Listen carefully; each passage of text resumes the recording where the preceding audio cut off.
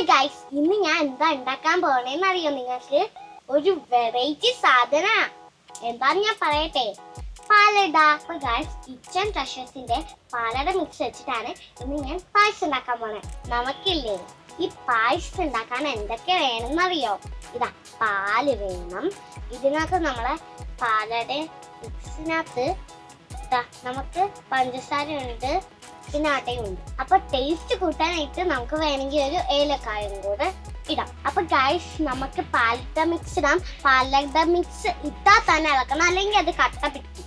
നമുക്ക് ഇങ്ങനെ ഇട്ടാലോ.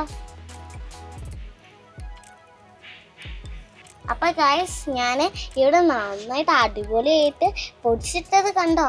നമ്മൾ കുഴച്ചിടാം. ഗൈസ്, നമുക്കതൊന്ന് ഇളക്കി കൊടുക്കാം നന്നായിട്ട്.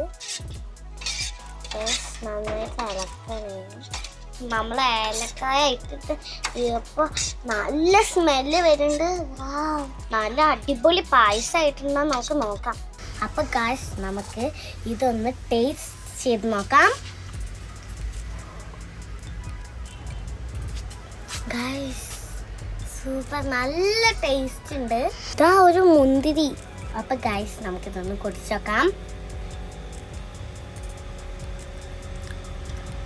സൂപ്പർ, നല്ല ടേസ്റ്റ് ഉണ്ട്.